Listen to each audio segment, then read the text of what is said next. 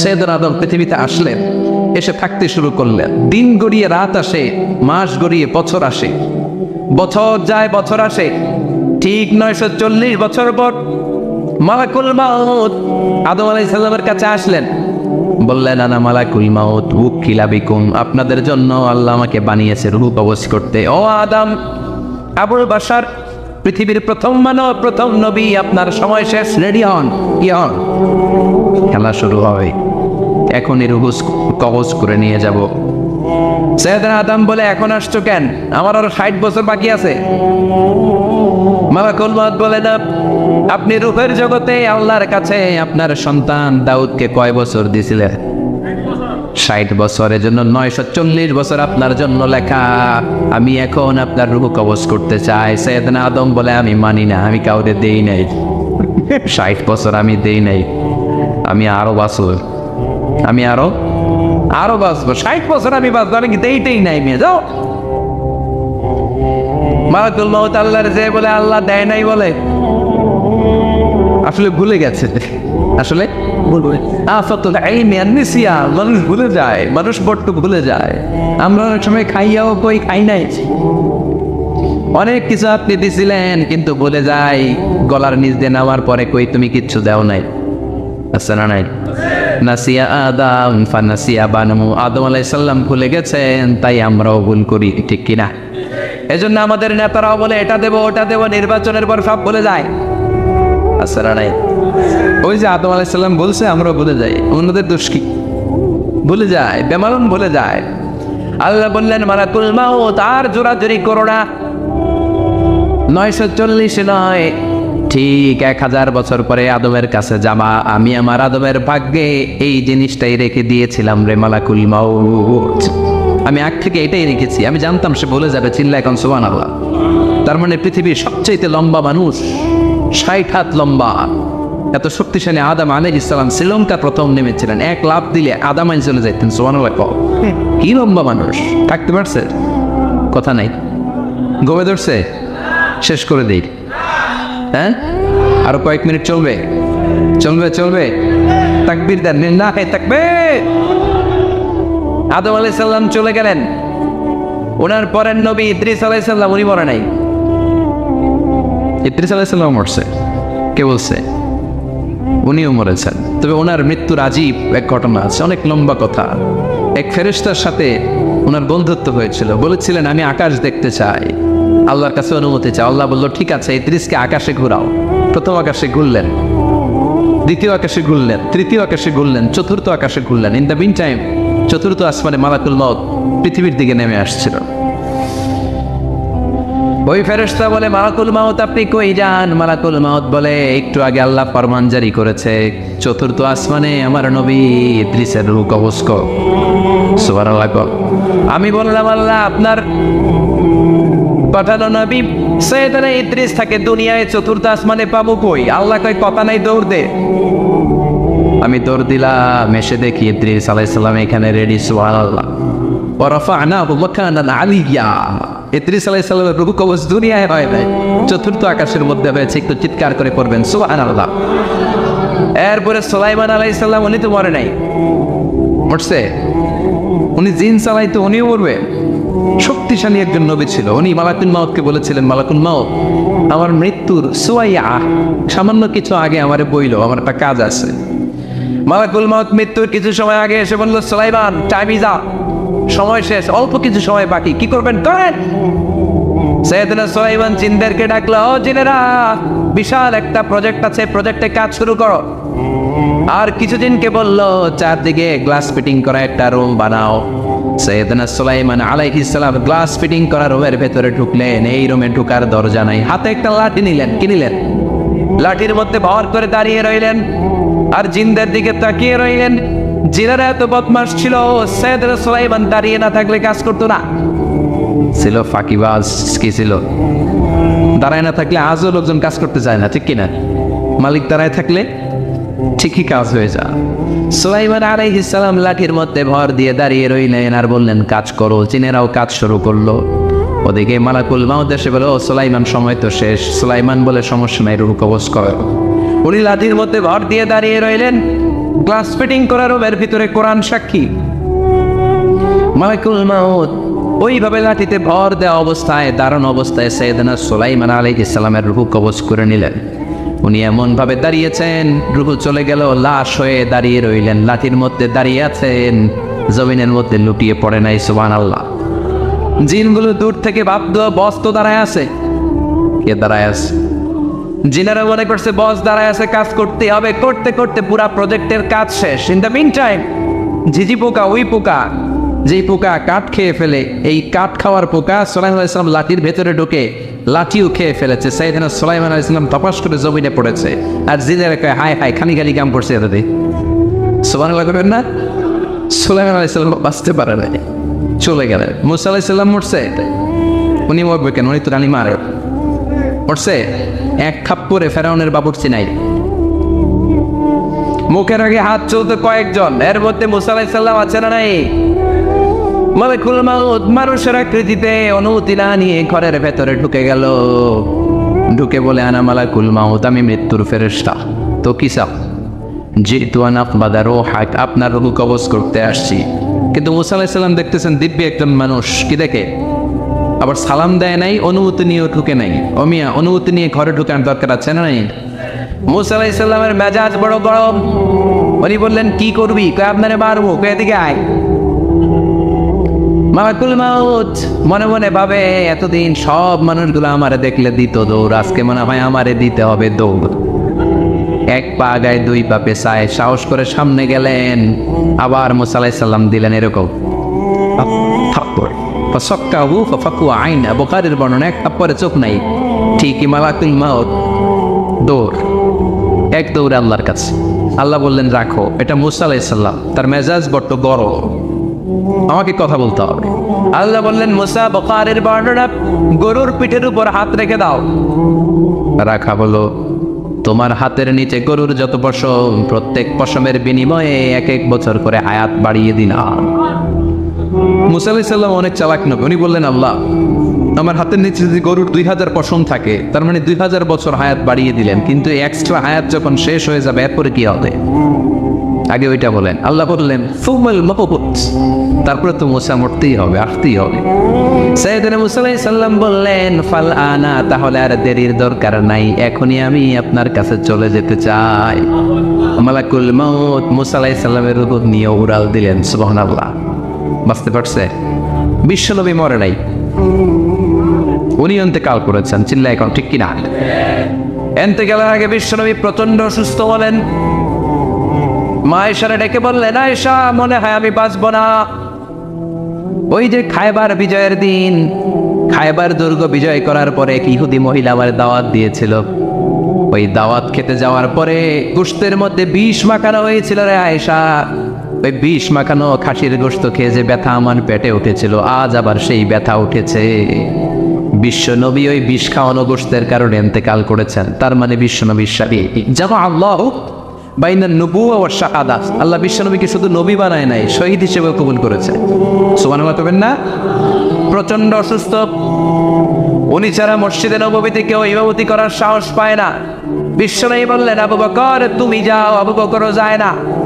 বিশ্বনবী বললেন পানি আনো। বিশ্বনবী পানি দিয়ে ওযু করলেন।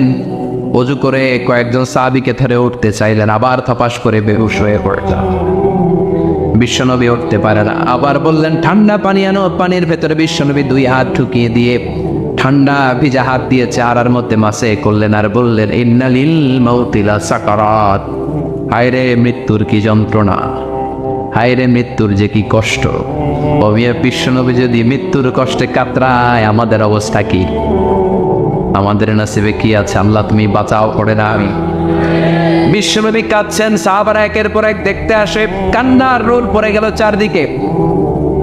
বিশ্বনবীর কলেজার টুকরা নয়নের পুটুলি সাইয়েদাতুনা ফাতিমা বিশ্বনবীর কান্না সহ্য করতে পারে না।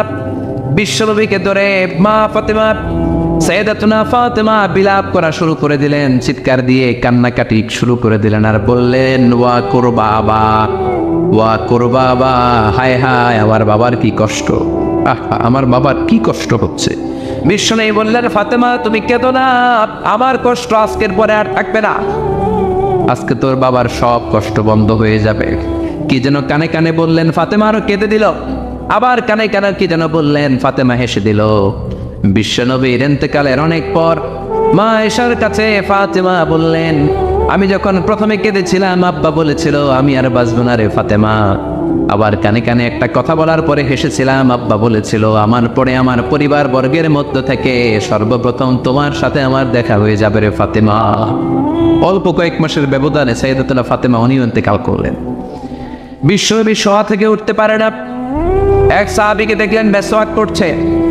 বিশ্বনবী মেসওয়াকের দিকে তাকিয়ে রইলেন। বিশ্বনবীর নিথর দেহটা পড়ে আছে। আয়েশারা যে বলবে আয়েশা মেসওয়াক দাও, বলতে পারেন। মা আয়েশা বুঝতে পেরে মেসওয়াক আনলেন, বিশ্বনবীকে মেসওয়াক করিয়ে দিলেন। এবার বিশ্বনবী বললেন, ও আবু বকর শোনো, আল্লাহ আমাকে অপশন দিয়েছে। কি দিয়েছে? আল্লাহ বলেছে নবী আজীবন থাকতে চাইলে থাকেন, আর আসতে চাইলে চলে আসেন। আমি থাকতে না চেয়ে আল্লাহর কাছে চলে যাওয়ার ইচ্ছা করলাম। সাইয়েদনা আবু বকর কান্না জুড়ে দিলেন। বিশ্বনবী বললেন, আসসালাত আসসালাত, ও আমার উম্মতেরা নামাজ তরক করো না।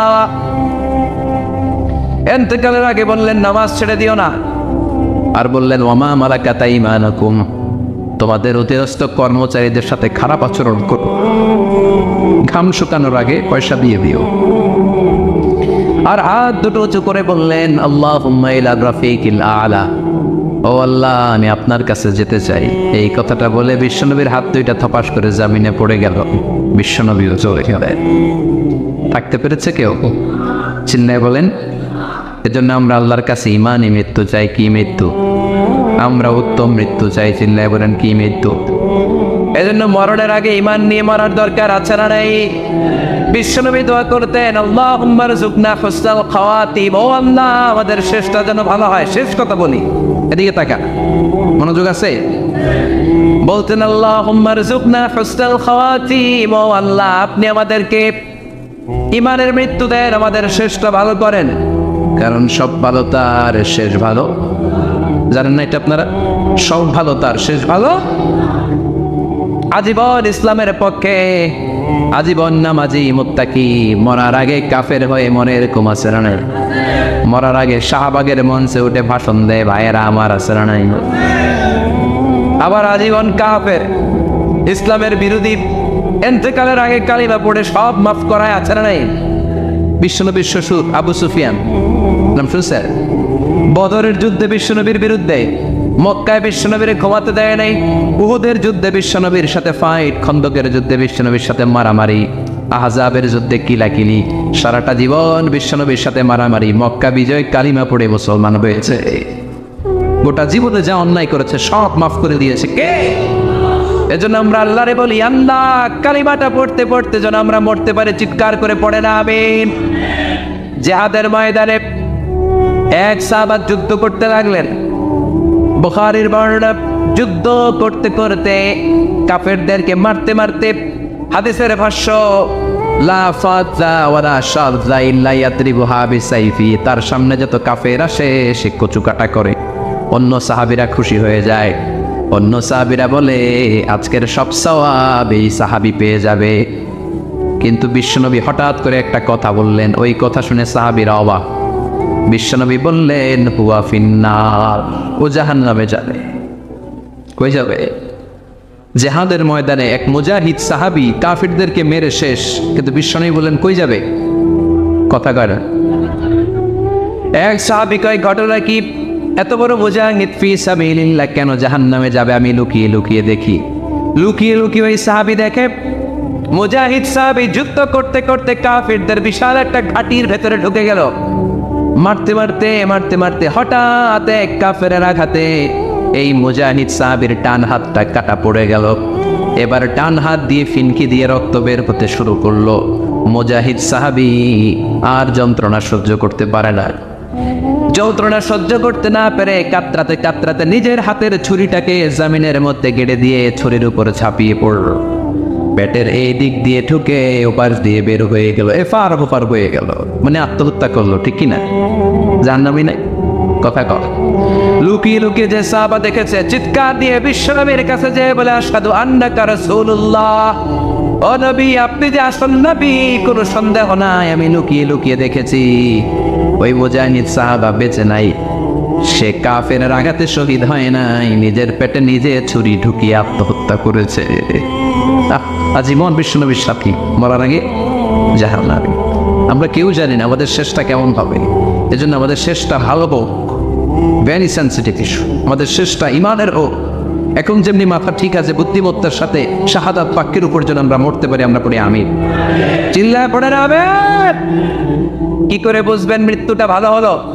এক নম্বর আলামত আন-নুতকু বিশ-শাহাদা, মরার আগে আওয়াজ করে জিকির করে কেউ যদি পড়তে পারে লা ইলাহা ইল্লাল্লাহু মুহাম্মাদুর রাসূলুল্লাহ সাল্লাল্লাহু, এটা হচ্ছে আলামাতু হুসনিল খাতিমা। আপনার মৃত্যুটা যে ভালো মৃত্যু হয়েছে এটার আলামত। কি মৃত্যু? সবাই বলেন ভালো মৃত্যু আমরা চাই কি চাই না? ভালো মৃত্যুর এক নম্বর আলামত কালিমা পড়ে যদি মরতে পারে।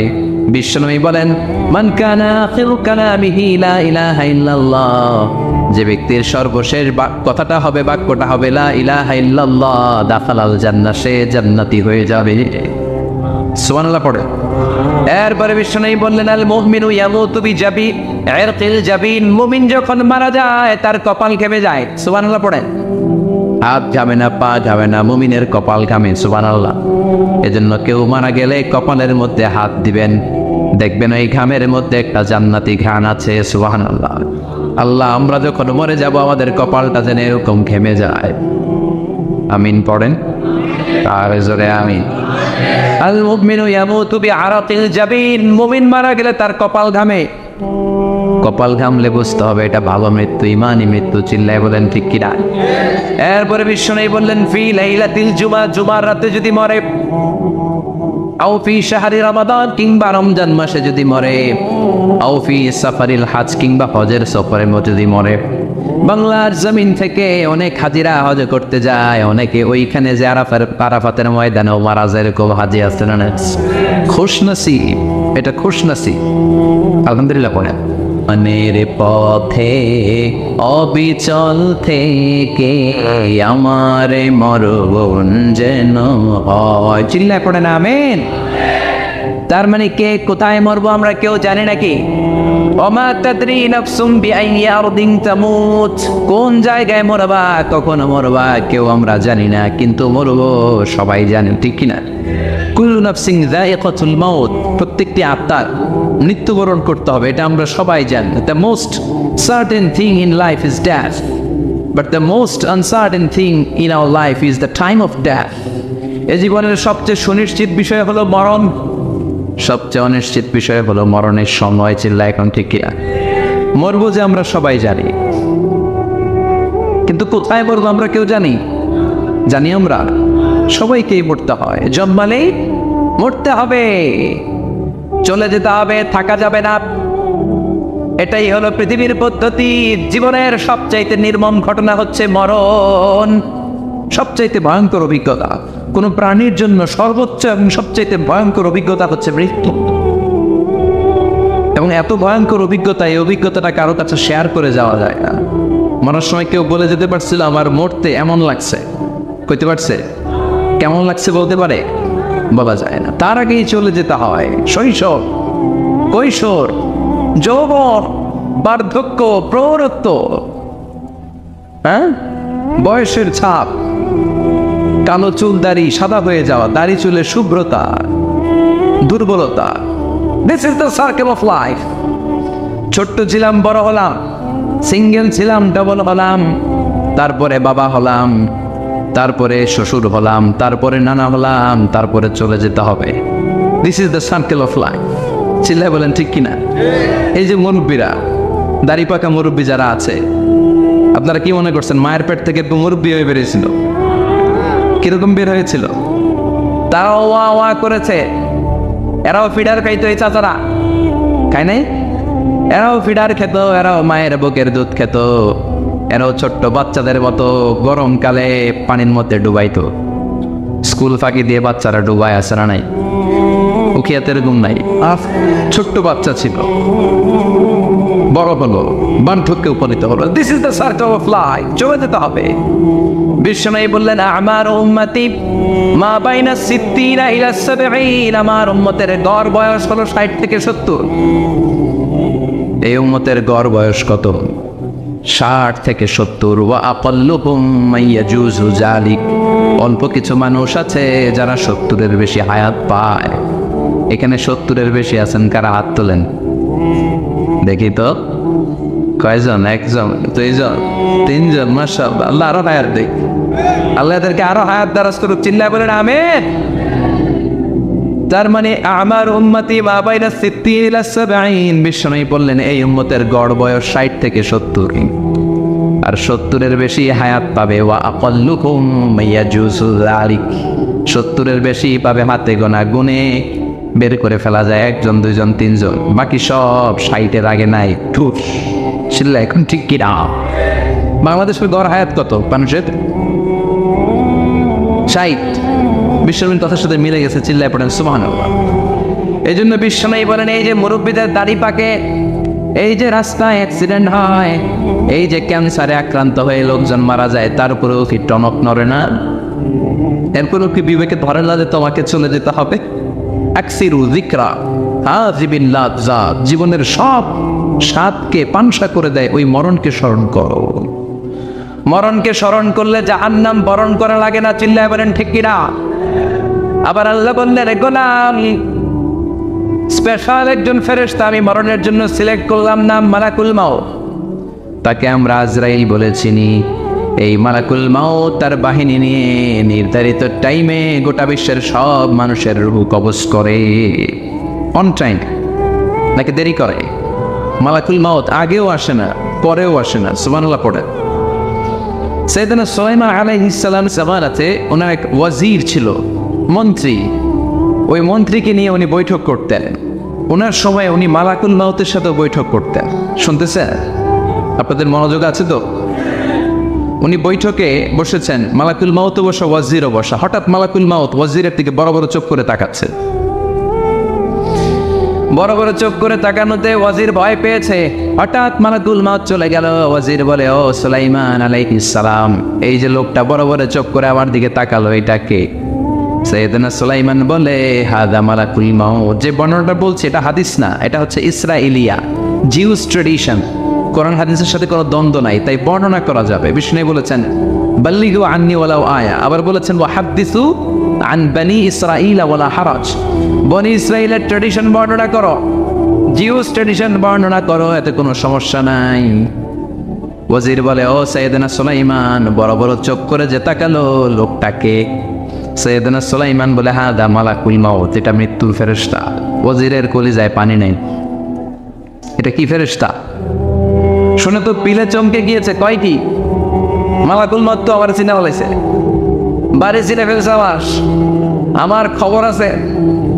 সাইয়েদনা সুলাইমান আলাইহিস সালাম জিনদেরকে দিয়ে কাজ করাতেন, মেঘমালাকে দিয়ে কাজ করাতেন, বিশাল সিংহাসন নিয়ে পৃথিবীর প্রাচ্য থেকে পাশ্চাত্যে ঘুরে বেড়াতেন।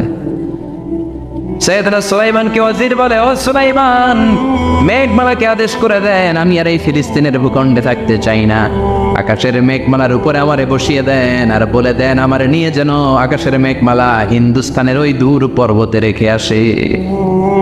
আকসা আল হিন্দ, হিন্দের সবচেয়ে দূরবর্তী জায়গায় যেন আমারে রেখে আসে।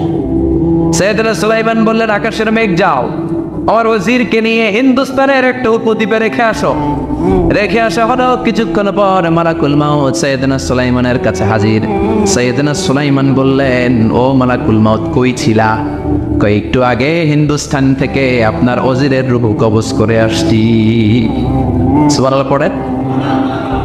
এটা আবার কেমন কথা? তুমি ওইখানে গেলা কেন?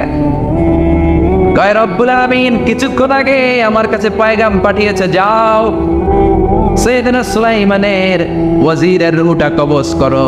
কবজ করার জায়গা হলো হিন্দুস্তানের উপদ্বীপ। কোন জায়গায়? মালাকুল মাউত এসে দেখে সুলাইমান নবীর সাথে মিটিং করে। ওয়াজির কার সাথে মিটিং করে? সুলাইমান নবীর সাথে। কিন্তু ফরমানে লেখা রূহ কবজ করতে হবে কোথায়? হিন্দুস্তানে। সুবহানাল্লাহ করবেন না?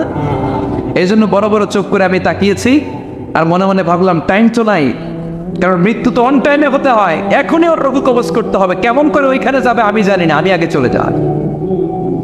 মালাকুল মউত চলে গেল, যে দেখে ওই জায়গায় ওয়াজির হাজির, সাথে সাথে রঘু কবজ করে আল্লাহর কাছে চলে গিয়েছে। পড়েন সুবহানাল্লাহ।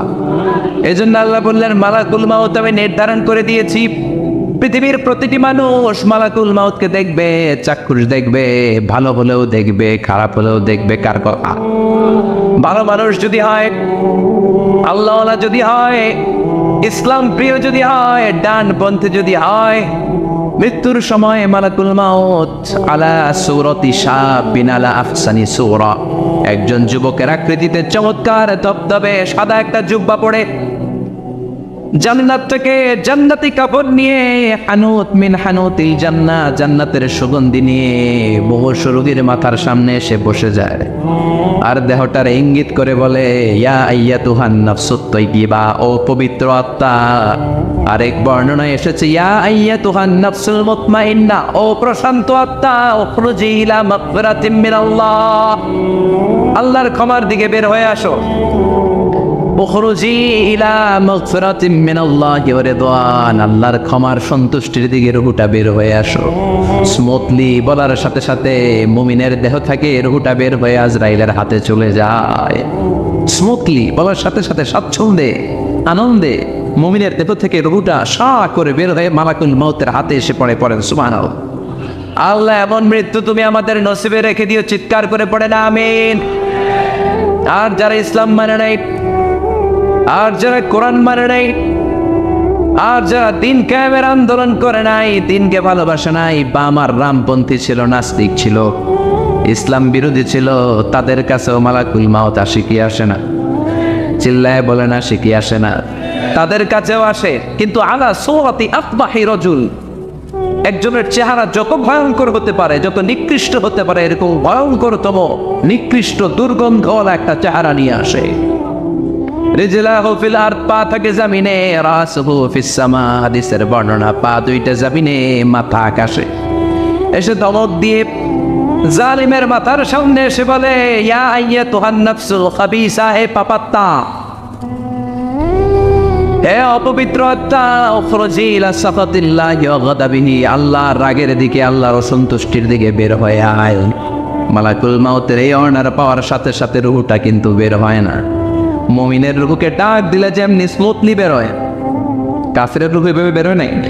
কথা বলেন, রূহটা ডানে যায়, ফাতাতাফাররা, একবার রূহটা ডানে যায়, আবার রূহটা পায়ে যায়, আবার সামনে যায়, পায়ে যায়, হাতের মধ্যে ঢুকে ডানে বায়ে যায়। মালাকুল মউত আবার ধমক দিয়ে বলে, ইয়া আইয়াতুহান নাফসুল খাবিসা, পাপাত্তা বের হয়ে আয়। রূহটা আবার ডানে যায়, বায়ে যায়, সামনে যায়, পেছনে যায়। এবার খপাস করে মালাকুল মউত রূহকে ধরে টান মারে, সারা দেহটা থেকে প্রাণ রস সিক্ত করতে করতে দেহ থেকে রূহটাকে টেনে হিচড়ে বের করে আনে। আর মুমূর্ষু রোগীটা চিৎকার মারতে থাকে। পড়েন না আউযু বিল্লাহ। একটা জীবন্ত ছাগল, একটা জীবন্ত ছাগলের চামড়াগুলো জবাই না দিয়ে কেউ যদি টেনে টেনে বের করে, ছাগল জবাই হয় নাই কিন্তু চামড়া এক পাশ থেকে টেনে টেনে টেনে হিচড়ে আপনি গা থেকে বের করলে যত কষ্ট হয়, এর চেয়েও বেশি কষ্ট দিয়ে মালাকুল মউত বামপন্থী আর কাফিরদের রূহটা দেহ থেকে বের করে আনে। পড়েন না আউযু বিল্লাহ। আমাদের রূহটা যেন আল্লাহ, মুমিনদের রূহ আপনি যেভাবে কবজ করেন, ওইভাবে যেন আমাদের রূহটা বের হয়ে আসে। আরো জোরে পড়েন আমিন। এজন্য আল্লাহ বললেন, বাল তু'থিরুনাল হায়াতাদ দুনিয়া ওয়াল আখিরাতু খায়রুম ওয়া আবকা। পাগলের মতো ওহাচ্ছন্ন হয়ে এই দুনিয়াটার পেছনে ছুটে বেড়াও, এই দুনিয়া আসল নয়, আখিরাত হলো আসল। চিল্লায় বলেন ঠিক কিনা? অস্থির আমরা, অস্থির আমরা, ব্যস্ত দুনিয়ার লোভে আর মোহে পড়ে আমাদেরকে যে মরতে হবে, চলে যে যেতে হবে, এটা ভাবার সময় আমাদের নাই। চিল্লাই কোন ঠিক কিনা? এজন্য বলা হয় মুতু ক্বাবলান তামুতু, মরার আগে একবার মরো। হাসিবু ক্বাবলান তুহাসাবু আলাইক, তোমার হিসাব কিয়ামতের দিন করার আগে তুমি তোমার হিসাব করো। জীবনে কি কি পাপ করেছি আমি জানি, আমার চেয়ে ভালো কেউ জানে না। চিল্লায় বলেন ঠিক কিনা? কি কি অন্যায় করেছি আমার হৃদয়ের মধ্যে কথাগুলো আছে না নাই? পৃথিবীর কেউ না জানলেও আমি জানি কি জানি না, পৃথিবী না জানুক আমি তো জানি, আমি কি পাপ করেছি হায়। পৃথিবী না জানুক আমি তো জানি, আমি কি পাপ করেছি হায়। আমার পাপের করলে বিচার, বাঁচার উপায় নাই আমার। দয়াময় প্রভু মাফ করো আমায়, মাফ করো আমায়। পড়ে না আমি আর জোরে আমিন। এজন্য হাসিবু ক্বাবলা আন তুহাসাবু আলাইক, তোমার হিসাব বসার আগে নিজে হিসাব করো কি কি করলা। আসল মরণের দিন শটান হয়ে তো শুয়ে পড়ো ভাই, মরার আগে আরেকবার মরো। মরার আগে আরেকবার কি করবেন কথা বলেন? মরার আগে কি করতে হবে? হঠাৎ একদিন বিছানায় শটান হয়ে শুয়ে যান, চক্ষুটা বন্ধ করেন, ভাবেন মরে গিয়েছেন। এই তোমার কুলমাউত চলে এসে রুহুটা নিয়ে গেল। আত্মীয় স্বজন চিৎকার চেঁচামেচি শুরু করে দিল, কান্নার রোল পড়ে গেল চারদিকে। মাইকের মধ্য দিয়ে, মসজিদের মাইকে অ্যানাউন্স হয়, অমুক এলাকার নিবাসী অমুক ভাই আমাদের মধ্যে দুনিয়ায় নাই, তার জানাজা হবে আজকে সারা নামাজের পর। সবাই এসে রুহের মাগফিরাত করে, সবাই আপনারে দেখতে আসবে, কেঁদে কেঁদে লোকজন আপনারে কবর দিতে আসবে। চিল্লায় বলেন ঠিক কি না? কেঁদে কেঁদে সবাই আসবে, দেখার জন্য আসবে। ছেলেগুলো কাঁদবে, স্ত্রী কাঁদবে, বাবা মা কাঁদবে, বন্ধু বান্ধব কাঁদবে। আর ঘরের মধ্যে রাখা হবে না। এবার আপনাকে গোসল দেওয়ার পালা। চক্ষু বন্ধ করে চিন্তার দরকার আছে না নাই? কথা বলেন। হঠাৎ করে, হঠাৎ করে শুনবি একদিন আমার মৃত্যুর খবর। কেঁদে কেঁদে আসবে সবাই দিতে আমায় কবর, দিতে আমায় কবর। ঠিক কি না? একটু চোখটা বন্ধ করে ভাবেন, আপনাকে গোসল দেওয়া হবে, জামাগুলো করা হবে। এত টাকা দিয়ে যে দামি গোসলখানা টাইলস লাগিয়ে ঘরে বানালেন, আপনার শেষ গোসলটা কি ওই দামি গোসলখানায় হবে? লাশ যেখানে দোয়া হয় ওই জায়গায় দোয়া হবে, আপনাকে কাফন পরানো হবে। আপনার কলিজার টুকরা ছোট বাচ্চাটারে বলা হবে, আব্বু দেখে যাও তোমার বাবারে শেষবারের মতো দেখো। আপনার বাবা মা শেষবারের মতো একটা নজর দিয়ে আপনার চেহারাটা দেখে নিবে। বন্ধু বান্ধবরা শেষবারের মতো একবার আপনারে দেখে নিবে। জানাজার জায়গায় নেওয়া হবে। হবে না এই ঘটনাটা আমাদের? হ্যাঁ, হবে কি না? হাজার হাজার মানুষ শেষ বিদায় দেওয়ার জন্য আসবে। চারটা তাকবীর দিয়ে ইমাম নামাজ শুরু করবে। আল্লাহু আকবার, আল্লাহু আকবার, আল্লাহু আকবার, আল্লাহু আকবার বলে নামাজ শুরু করবে। নামাজ শেষ। এবার পালকিতে করে কবরে যাওয়ার পালা। যেতেই হবে, যেতেই হবে। পালকিতে করে লোকজন নিতে শুরু করবে। কবরস্থানের ওই জায়গায় যেখানে মানুষ বছরে মানুষ না মরলে যায় না, ওই গহীন নিঝুম কবরস্থানে ঢুকানো হবে। পালঙ্ক থেকে নামিয়ে আপনার জন্য করে রাখা আগ থেকে কবরটার মধ্যে শুইয়ে দেয়া হবে। উপরে বাঁশ দিয়ে ছাউনি, শেষবারের মতো সবাই দেখে বাঁশের ছাউনির উপরে মাটি চাপা দিবে। ঠিক কিনা? চলে যাবে সব, কেউ নাই, অন্ধকার, শুধু অন্ধকার। এই অন্ধকার যেন শেষ হতে চায়। এই ঘটনা ঘটবে না আমাদের? কথা বলে ঘটবে কিনা? এজন্য মরার আগে এগুলো চিন্তার দরকার আছে না নাই? মরার আগে আরেকবার মরার দরকার আছে না নাই? এজন্য রব্বুল আলামিন বলেন, বাল তুসিরুনাল হায়াতাদ দুনিয়া ওয়াল আখিরাতু খায়রুন ওয়া আবকা। এই দুনিয়ার জীবনটাকে তোমরা আসল জীবন মনে করো, এটা আসল জীবন নয়। আসল জীবন হলো কবরের জীবন। চিল্লায় বলেন ঠিক কি না? আল্লাহ তোমার এই দুনিয়া আল্লাহ তোমার এই দুনিয়ায় কেউ আসে কেউ চলে যায়, তবু তোমার ভয়ে কারো কাঁদে না হৃদয়। এই দুনিয়াতে আমার বদলে গেল মন, চারিদিকে দেখি শুধু সুখেরই স্বপন, ভাবলো না মন আল্লাহ ছাড়া,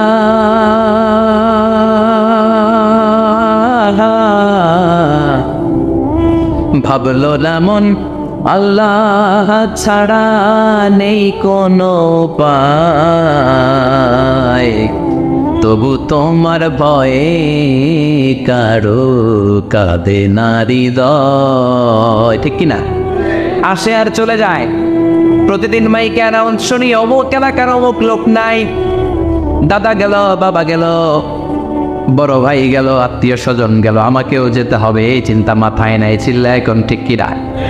এজন্য লাইফটা হলো one time, one chance, second কোনো চান্স আপনাকে দেয়া হবে নাকি? কাফেররা বলবে ইয়া রাব্বি আরেকটা সুযোগ দেন, লাউ আন্না লানা কাররা ইয়ানি মাররা, আল্লাহ আরেকটা সুযোগ যদি পেতাম দুনিয়াতে ভালো করে আসতাম।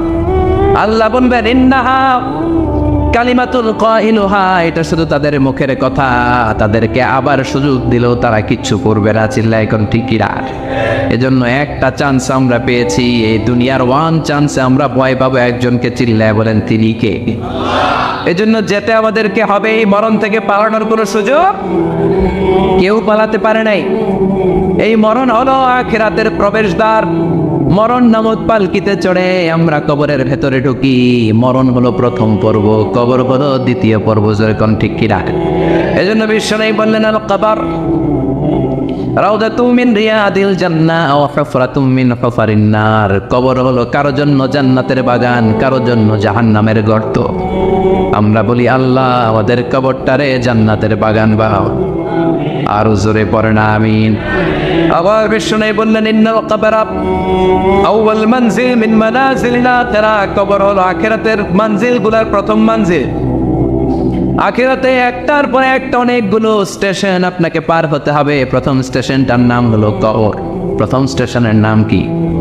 এই কবর নামক স্টেশনে যদি আপনি মাফ পেয়ে যান, সামনের সব স্টেশনগুলোতে মাফের ব্যবস্থা করবে কে? আল্লাহ। আর কবর নামক স্টেশনে যদি ধরা খেয়ে যান, আপনার মায়ের আসানা নেই।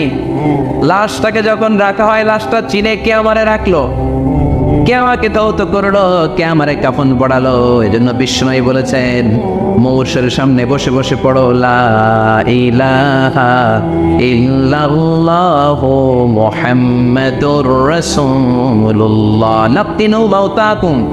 লা ইলাহা ইল্লাল্লাহ, মৌরশের সামনে দাঁড়িয়ে দাঁড়িয়ে পড়ো লা ইলাহা ইল্লাল্লাহ। এই লা ইলাহা হচ্ছে জীবিতদের জন্য কালিমা, আর আমরা মরার পরে এই জিকির করি। ঠিক কি না? আমাদের দেশের অনেক জায়গায় লাশ নিয়ে কবরে যাওয়ার সময় লা ইলাহা পড়ে না। না, এটা আগের জিকির, মরার আগের জিকির। মরার আগে আপনাকে অ্যানাউন্সমেন্ট দিতে হবে আল্লাহ ছাড়া কোনো ইলাহ নাই, বিশ্বনবী হচ্ছেন শেষ নবী এবং রাসূল। চিল্লায় বলেন ঠিক কি না? লাশটাকে যখন রেখে দেয়া হয়, বিশ্বনবী যত মানুষকে কবরে রেখেছে তারপরে দাঁড়িয়েছেন আর বলেছেন ইস্তাগফিরু লিআখিকুম, তোমার ভাইদের জন্য তোমরা দোয়া করো। ফাইন্নাহু আনা ইউসাল, এখনই তাকে কবরে সওয়াল করা হবে। কবরে প্রশ্ন আসছে না নাই? কথা বলেন। বিশ্বনবী খাদিজাতুল কুবরা, ওনার প্রথম স্ত্রী খাদিজাতুল কুবরা তাহেরাকে কবরের মধ্যে রেখে দিয়ে কাঁদতে শুরু করলেন। চোখের পানি ছেড়ে অনেক দোয়া করলেন। দোয়া শেষে সব সাহাবারা ঘরে ফিরে যায়, বিশ্বনবী যায় না। সাইয়েদনা আবু বকর বললেন ও নবী চলেন ঘরে যাই। অনেক তো দোয়া করলেন। বিশ্বনবী বললেন আবু বকর তুমি যাও, আমি যাব না।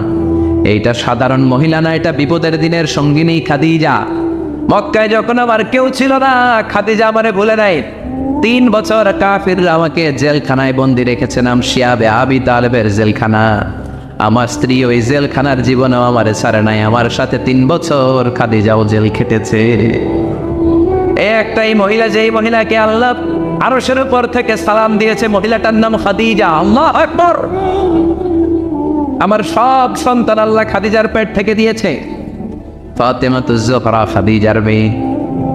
জাইনাব খাদিজার মেয়ে, উম্মে কুলসুম খাদিজার মেয়ে, রুকাইয়া খাদিজার মেয়ে, আবুল কাসেম বিশ্বনবীর ছেলে খাদিজার ছেলে, আব্দুল্লাহ যাকে তাইয়িব এবং তাহের নামে আমরা চিনি সেও খাদিজার ছেলে। সুবহানাল্লাহ। ও আবু বকর, আমার এই কলিজার টুকরা প্রিয়তমা খাদিজারে রেখে দিয়ে কেমনে বাসায় যায়? তুমি যাও, আমি দাঁড়িয়ে থাকবো। এখনই মুনকার নাকির এসে খাদিজারে প্রশ্ন করবে, আমি দেখবো খাদিজা উত্তর দিতে পারে কিনা। আর প্রশ্নের উত্তর যদি ভুল করে ফেলে, কবরের উপর থেকে আমি নিজে প্রশ্নের উত্তর দিয়ে দেব। সাইয়েদনা জিবরাইল বললেন, নবী আপনারা দাঁড়িয়ে থাকার দরকার নাই, আবু বকরের সাথে করে চলে যান। আল্লাহ জানিয়ে দিয়েছে খাদিজার কবরের প্রশ্নে যদি কোনো সমস্যা হয়, আরশের উপর থেকে খাদিজার প্রশ্নের জবাব আল্লাহ নিজে দিয়ে দিবে। এজন্য কবরের আযাব থেকে বিশ্বনবী পানাহ চেয়েছেন। বিশ্বনবী বলেছেন, আল্লাহুম্মা ইন্না নাউযু বিকা মিন আযাবিল কবর। ও আল্লাহ, কবরের আযাব থেকে তুমি আমাদেরকে বাঁচাও। পড়েন আমিন। কবরে মুমিনদেরকে 4টা প্রশ্ন করা হবে, কাফিরদেরকে 3টা প্রশ্ন। চিৎকার করে বলেন, মুমিনের প্রশ্ন কয়টা? আর জোরে বলেন। প্রথম প্রশ্ন, মার রব্বুক, তোর রবের নাম কি? আমরা কি বলবো? আল্লাহ আমারে রব, এই রবি আমার সব, দমে দমে তনু মনে তারি অনুভব। আল্লাহ আমারে রব, এই রবি আমার সব। পড়েন আমিন। দ্বিতীয় প্রশ্ন, আমার দিন, উত্তর দিনের নাম কি? ধর্মের নাম কি? তৃতীয় প্রশ্ন, মান হাযার রাজুল, এই লোকটাকে কে? আমরা বলবো মুহাম্মদ সাল্লাল্লাহু। 3টা প্রশ্নের উত্তর যখন আপনি কবরে করে দিতে পারবেন, অতিরিক্ত একটা প্রশ্ন, ওয়ামা ইলমুক, এই যে 3টা প্রশ্নের উত্তর পানলা, কেমন করে উত্তর জানলা? কোত্থেকে শিখেছ? নকল করে আনছো কাফনের কাপড়ে? পরীক্ষায় বলে নকল আছে না নাই? হাতে নকল আছে না? পায়ে নকল, মোজার ভিতরে নকল আছে না নাই? মোবাইলে নকল আছে না নাই? নকল থেকে আল্লাহ তুমি বাঁচাও। আরো আসতে তো না আমি। কিভাবে জানলা? কেমন করে 3টা প্রশ্নের উত্তর শিখলা? What is the source of your knowledge? তথ্যসূত্র কি? আপনাকে বলতে হবে আমি যেই কিতাবটা থেকে শিখেছি কিতাবটার নাম কি। চিল্লায় বলেন কিনা? এই কিতাবটা হলো কোরআন। আপনাকে বলতে হবে কোরআন থেকে আমি শিখেছি, বিশ্বনবীর হাদিস থেকে আমি শিখেছি। 4টা প্রশ্নের উত্তর যখন পারবেন, ফেরেশতারা বলবে আহলান সাহলান, খুশ আমদেদ, কংগ্রেচুলেশন, বাহ বাহ, তুমি তো চমৎকার পেরেছো। ফায়ুফসাহু লাহু কবরুহু 70 দিরাআন, মুমিন বান্দার কবরটা 70 হাত লম্বা করে দেয়া হবে। ইফতাহু লাহু বাবুন ইলাল জান্নাত, জান্নাতের দিকে তার কবর থেকে একটা দরজা বানিয়ে দেয়া হবে। জান্নাতের সুঘ্রাণ ঠান্ডা বাতাস এসে তার কবরের ভিতরে ঢুকতে শুরু করবে। ইলবাসু লিবাস মিন আহলিল জান্নাত, জান্নাতীদের পোশাক তার গায়ের মধ্যে পরিয়ে দেয়া হবে। আল্লাহু আকবার। আর বলা হবে, নাম কানাউমিল আরুস, বাসর রাতে বর যেমনি কনেকে নিয়ে ঘুমিয়ে যায়, তুমিও একটা ঘুম দাও। আলহামদুলিল্লাহ পড়ে মুমিন বান্দা আনন্দের একটা ঘুম দিবে। ইসরাফিলের সিংগার আওয়াজ ছাড়া পৃথিবীর কোনো কিছুই তার আগে ঘুম ভাঙতে পারবে না। আল্লাহ আমরাও যেন সেদিন কবর একটা মজার ঘুম দিতে পারি, তুমি তৌফিক দাও। জোরে বলেন আমিন। এবার বামপন্থী নাস্তিক আর কাফেরদের পালা, ইসলাম বিদ্বেষীদের পালা, আলে ওলামাদের শত্রুদের পালা, ইসলামকে যারা বিজয়ী শক্তি হিসেবে মানতে পারে নাই তাদের পালা। চিল্লায় এখন ঠিক কিনা? ওদেরকেও একই প্রশ্ন, রব কি? ওরা বলবে আমি জানি না। আমাদের উত্তর আল্লাহ। ওরা বলবে আমি কিচ্ছু জানি না, আমি সব ভুলে গেছি, আমার মাফ করে দেন, আমি কিছুই জানি না। তবে আমি ইসলাম বিরোধীদের সাথে চলতাম, যারা ইসলাম রে বাস দিত আমি তাদের সাথে স্লোগান দিতাম। এরকম ডাকাইত আছে না নাই? দ্বিতীয় প্রশ্ন, আমার দিন ও তোমার ধর্মের নাম কি? কয় আমার ধর্ম নাই, আমার ধর্ম কর্ম নাই, আমি খালি দুনিয়াকে মাচালে লো, দুনিয়া তোমারই है, আমি খালি তুম্মা চলে দূর। আছে না নাই? আমি শুধু মৌজ মাস্তিতে ব্যস্ত ছিলাম, আমার দুনিয়া নাই, দিন নাই, আখেরাত নাই, রবকে আমি জানি না, ধর্মকে জানি না। ইসলাম বিরোধী রাজনীতি আমি করতাম, মাও সেতুলের রাজনীতি, কার্ল মার্কসের রাজনীতি, বুশের রাজনীতি, ডোনাল্ড ট্রাম্পের রাজনীতি, বামপন্থীদের রাজনীতি। চিল্লায় কল ঠিক কিনা? কোনো ধর্ম নাই। এই লোকটাকে চিনো কিনা বলো? বিশ্বনবীর চেহারা দেখিয়ে বলা হবে এই লোকটাকে, কয় জানি না। এরে আমি মানতাম না, এরে আমি গালি দিতাম। এরকম জাহান্নামের নরকীট আর পিতৃ পরিচয়হীন জাওদ সন্তান বাংলার দেশেও আছে না নাই? এই মহামানবটাকে গালি দিয়ে পৈশাচিক আনন্দ পায়।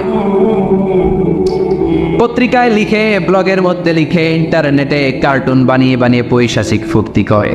এগুলো জাহান্নামের কীট, এগুলো জারদ সন্তান, বাপ মায়ের ঠিক নাই। জিল্লা এখন ঠিক কিনা? আমার নবীরে যারা গালি দেয়, এগুলোর বাপ মায়ের ঠিক আছে? এগুলোর কোনো গোড়া আছে? এগুলোর কোনো শেকড় আছে?